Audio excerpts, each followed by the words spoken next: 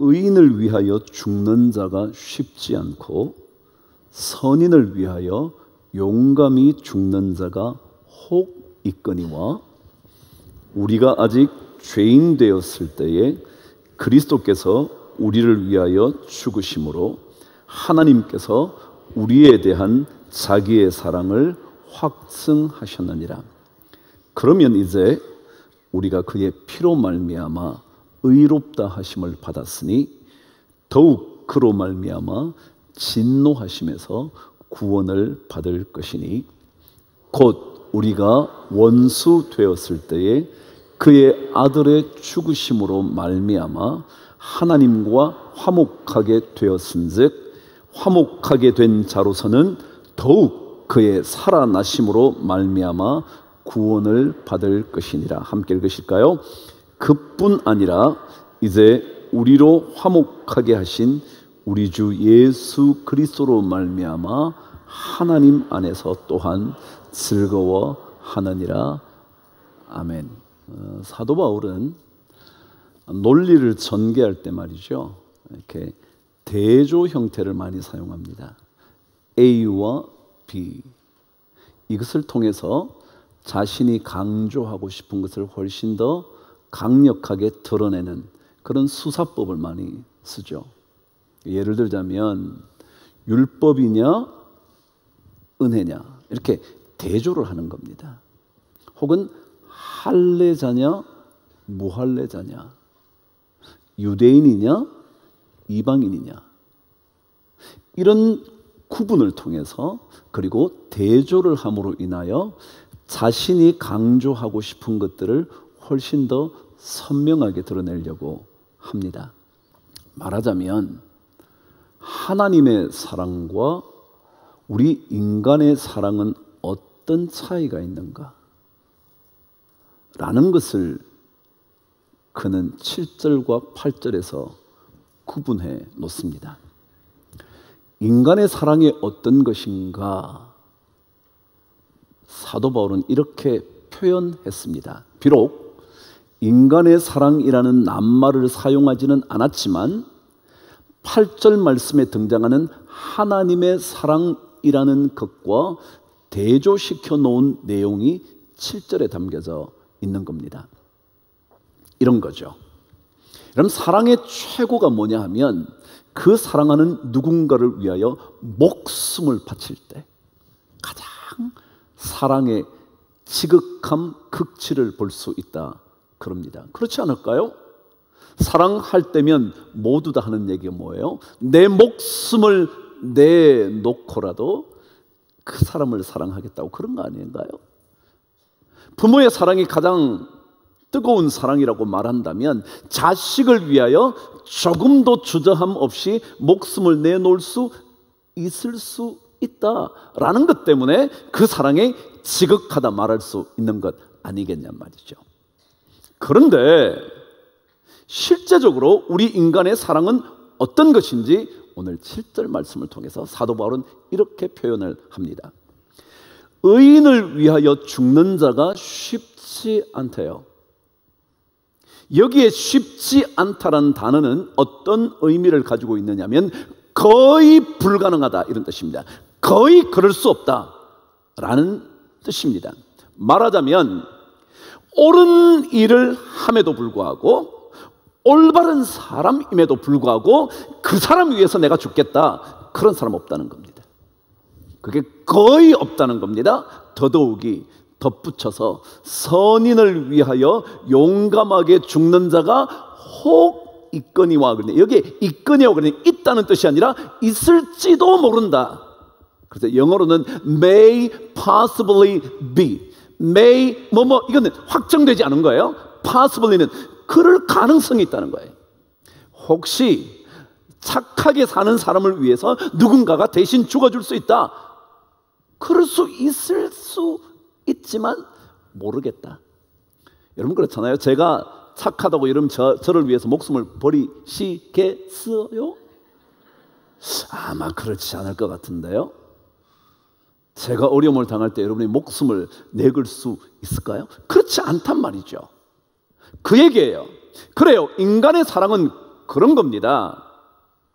사랑하는 것 같은데요, 자신과 조금만 의견이 달라지기 시작하면 사랑의 틈이 벌어지기 시작합니다. 그래서 마침내는 그 간극을 메꿀 수가 없어서 그 관계를 정돈합니다. 어저께 상담학 박사 교수 한 분을 만났습니다. 그분이 그런 얘기 하대요. 작년에 우리나라 젊은이들의 결혼 정도가 20만 쌍 정도 된답니다. 그런데요, 놀랍게도 10만 쌍이 넘는 부부가 이혼했대요. 사랑하지 않아서 그렇게 됐을까요? 사랑하지도 않으면서 결혼해본 걸까요? 그냥 어쩌다가 뭐 우리 결혼 한번 해봐 라고 했을까요? 아니요, 진짜 그들에게 사랑이 있었다고 생각되었을 거예요. 그 사랑을 간직한 채 결혼했을 거라고요. 그런데 1년도 채 안 되어 그들의 사랑에는 틈이 벌어지기 시작한 거예요. 그게 인간의 사랑이에요. 아무리 그의 사랑이 뜨겁다고 해도 뭔가 하나 맞부딪히기 시작하면 서로를 포기할 수 없어서, 자기 자신을 포기할 수 없어서 그들은 관계를 과감하게 정돈합니다.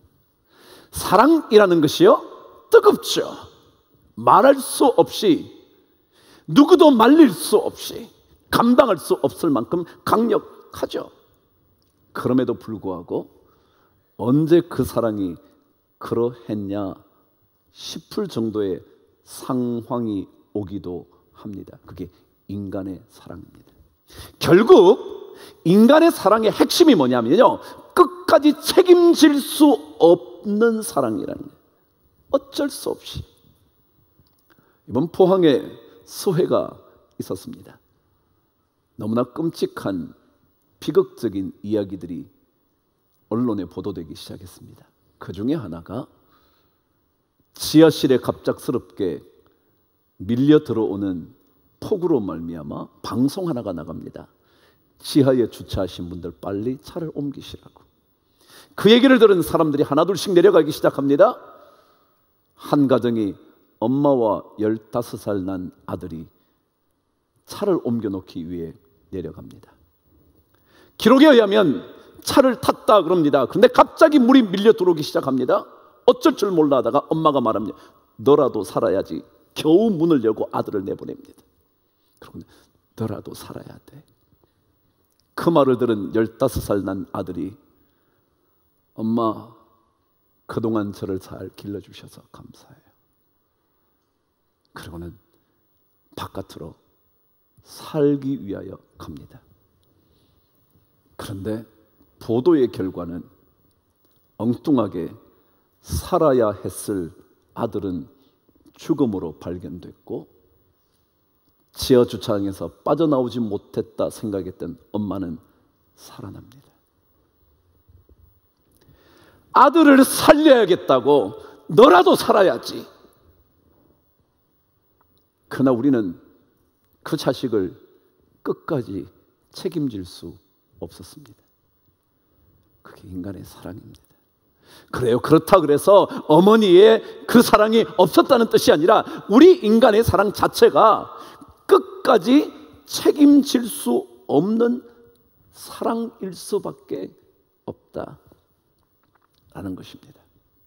근데 그에 반해서 오늘 성경은 하나님의 사랑은, 우리를 향한 하나님의 사랑은 자신의 사랑이 확증되어지는 사랑이라 라고 말합니다.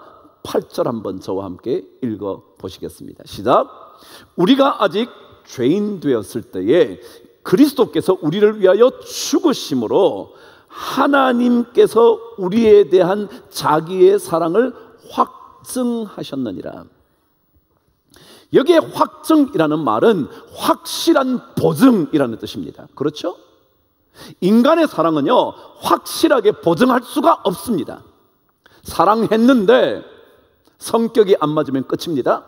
사랑했는데 돈에 대해서 어떻게 사용할까 의견만 갈라지면 끝입니다.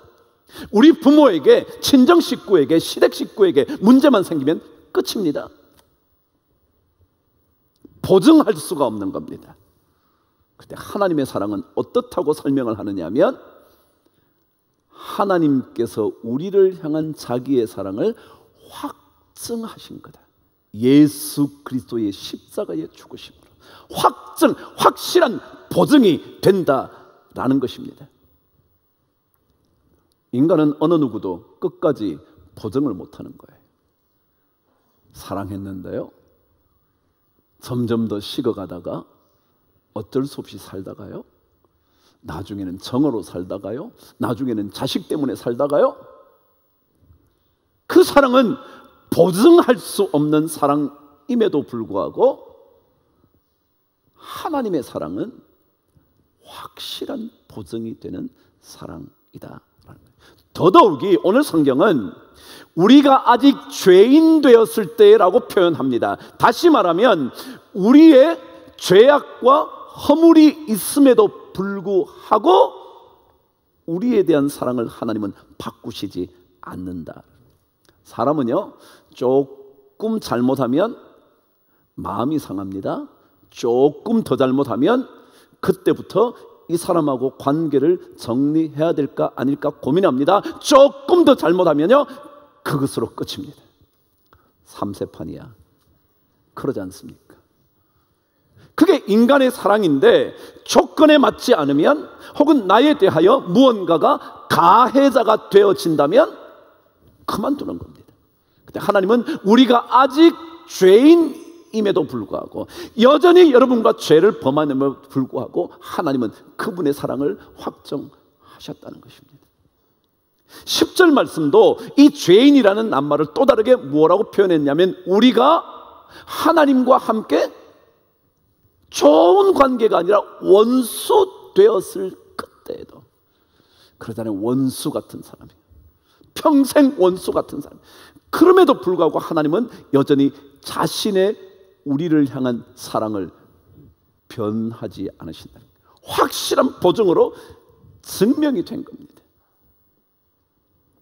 더더욱이 여러분, 여기에 확증하셨느니라라는 단어는 한국어 번역은 과거 형태로 사용합니다. 옛날에 확정하신 거죠. 그런데요, 더 정확한 번역은 헬라어에는 현재 시제로 되어 있습니다. 다시 말하면 지금 내가 범죄해도 그분의 사랑이 또 지금 해 주시는 겁니다. 옛날에 확정했는데 너 지금 하는 그 모습을 봐서는 내가 할 수 없지 라고 말씀하시는 게 아니라 지금도 또다시 확증하시는 겁니다. 그게 하나님의 사랑입니다. 과거에 저를 용서하신 것만으로 끝이 나는 것이 아니라, 지금 죄악에 빠져 있어도 하나님을 향하여 발걸음을 돌리기만 하면, 그분의 이름을 부르기만 하면 그분은 또다시 우리를 향한 자신의 사랑을 확증하시는 겁니다. 하신 것만이 아니라 하시는 겁니다. 우리 인간의 사랑과 하나님의 사랑은 다릅니다. 예수님이 한 번은 이런 얘기를 하신 적이 있었습니다. 한 사람이 주인에게 1만 달란트가 빚을 졌다는 겁니다. 1만 달란트가 어느 정도인지 들어보신 적이 있을 것 같지만 제가 한 번 더 설명을 하겠습니다. 별로 감동이 없거든요. 근데 1달란트는요, 일상의 노동자가 받는 임금의 16년치, 16년치 임금이라 그럽니다. 이해가 되시나요?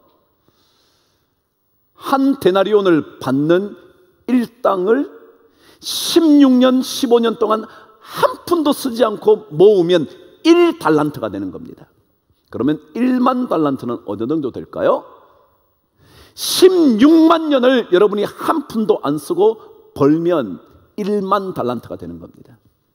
다시 말하면 그만한 빚을 졌다는 사실도 믿을 수 없지만 아무튼 상상할 수 없을 만큼 엄청난 빚을 진 겁니다. 16만 년을 일해야 갚을 수 있는 빚.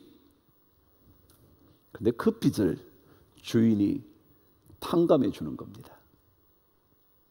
그런데 그 탕감받은 자가 탕감의 기쁨을 가지고 나오는 순간 한 사람을 만납니다. 자기에게 빚진 한 사람이요. 얼마를 빚졌나? 그랬더니 100데나리온을 빚졌대요. 100일치의 임금입니다. 그런데 그가 100일치 임금 당신 갚아야지. 조금만 기다려 주십시오. 제가 곧 갚도록 하겠습니다. 안 돼, 지금 내놔. 조금만 기다려 주십시오. 안 돼. 그를 감옥에 집어넣습니다. 100일 임금과 16만 년의 임금이라는 게 말할 수도 없이 비교할 수도 없는 것 아닙니까? 근데 우리 인간의 사랑은 어떤 거냐 하면 100데나리온 빚진 것을 견디지 못하는 겁니다. 하나님은 16만 년의 빚을 탕감하시는 분이에요. 하나님의 사랑은 어떤 거냐 하면 우리의 죄악이 참 많은데 지금도 그것을 감당할 수 없는데, 그런데 주님은 지금도 우리에게 그 사랑을 보여주셔서 그분의 우리를 향한 그 사랑 또다시 증명하는 겁니다. 이게 하나님의 사랑입니다. 젊은 제가 책을 읽는데 곽정은이라는 작가가 에세이집을 하나 냈더라고요. 혼자의 발견이라는 것이었습니다. 거기는 이런 글이 하나 있습니다. 사랑을 더욱 사랑답게 하는 것은, 또 한 번 더요, 이 사람을 더 사랑해야겠다고 용기를 내게 만드는 것은 뭘까요? 그 사람은 이렇게 적었습니다. 화려한 프로포즈나 값비싼 선물 같은 것이 아니다. 그렇잖아요, 여러분. 진짜 사랑하면요, 뭐 엄청난 프로포즈 이벤트를 한다고 진짜 사랑이 막 느껴지고 꼭 그런 것만은 아니라는 거예요. 그리고 명품 백을 사다 주고 뭐 어쩌고 저쩌고 그런 게 아니라, 그다음 말이에요, 꼭 듣고 싶었던 한마디를 건네줌으로 그 마음에 온기를 더하는 것. 이게 사랑이라는 거예요. 사랑이 뭐냐면 값비싼 것도 좋죠. 받으면 나쁠 리야 없겠지만 그것보다 내가 진짜 듣고 싶은 말 한마디를 딱 해줘서 마음이 따뜻해지는 것. 그게 사랑이래요. 근데 여러분, 한번 그 사람과 관계가 일그러지면요, 그 말 한마디가 하기 어렵다는 거예요. 한마디만 해주면 마음에 따뜻한 온기가 옮겨올 텐데 그 말을 못하는 거예요. 도저히 그 말이 안 나오는 거예요. 아니, 한마디가 아니라 그 사람이 곁에 오는 것도 싫고요, 그 사람 발자국 소리도 싫고요, 멀리서 남들과 이야기하는 것조차 참을 길 없고요. 어쩔 거냐고, 여러분. 한마디만 있으면 되는데, 그러면 사랑이 온기를 전할 수 있는데 그 한마디를 할 수 없는 것이 우리 인간의 사랑이라는 거예요. 인간의 사랑. 그래서요, 사도 바울은 왜 인간의 율법으로 구원을 못 받냐 하면, 인간이 이런 존재라, 이런 존재라. 옳다 그래도 그 사람을 위해서 죽을 사람도 없고요, 선하다 그래서 그 사람을 위해서 죽을 가능성도 별로 없고요, 사랑해서 죽을 것 같았다고 말한 사람도 언제 어떻게 바뀔지 몰라서 그 사랑 가지고는 구원 못한다는 거예요. 하나님의 사랑으로만 구원하는 거예요. 십자가에 죽으신 그리스도 그분의 사랑 아니고서는 우리가 구원받을 수 없다는 거예요. 그게 사도 바울이 하고 싶은 얘기예요. 우리 사랑이요, 숭고하잖아요. 부모의 자식을 향한 사랑이요, 사랑하는 여인을 향한 뜨거운 사랑이요, 그거 우리가 무시할 수는 없는데 그것이 끝까지 보증할 수도 없고요, 장담할 수도 없고요, 확실한 증명이 될 수가 없는 거라고요. 허물 하나만 보여지면 그때부터 싫어지기 시작하는 게 인간인데, 하나님은 우리가 아직 죄인 되어서 그분의 원수가 되었다고 말할 정도임에도 불구하고 우리를 향한 사랑을 그분은 변치 않으신다는 거예요. 이게 그분의 사랑이에요. 성경은 이 사랑의 기록을 끊임없이 적어갑니다. 인간의 사랑이 아닌, 인간의 사랑 같은 사랑이 아닌 하나님만의 사랑. 우리가 죄인이어도 죄와 허물로 죽을 수밖에 없는 우리임에도 불구하고 우리를 또다시 지금도 그분의 사랑으로 자신의 사랑을 확실한 보증으로 말해줄 수 있는 그 사랑. 그래서 우리는 그분의 사랑으로 구원의 감격을 누리는 거예요. 그래서 오늘 11절은 우리에게 이렇게 말하는 겁니다. 그뿐 아니라 이제 우리로 화목하게 하신 우리 주 예수 그리스도로 말미암아 하나님 안에서 또한 즐거워하느니라. 여러분, 인간의 사랑에 맡기고 살면요, 기쁨이 요동칩니다. 즐거워하기가 쉽지 않습니다. 한때는 즐거울지 모르는데요, 한때는 원수가 되거든요. 한때는 살을 맞부딪히지만요, 한때는요 두 사람 사이에 만리장성이 쌓이거든요. 그게 인간의 사랑이거든요. 그래서 이 기쁨을 담보할 수가 없는 거예요. 그런데 우리는 하나님께서 우리를 향한 자신의 사랑으로 말미암아 그분 안에서 늘 즐거워하는 거예요. 그래서 하나님의 사랑을 덧입으면 세상의 부질없는 사랑에 너무 안 매달려요. 그것 때문에 마음 그리 아파하지도 않아요. 인간의 사랑은 그런 거니까 말이죠. 그러나 하나님의 이 결코 변치 않는 확증하시는 사랑, 보증이 지금도 되시는 그 사랑, 그게 여러분과 저를 기쁨의 삶으로 인도하는 거거든요. 한 주간 또 삽니다. 우리에게 필요한 것은 따뜻한 누군가의 사랑일지 모릅니다.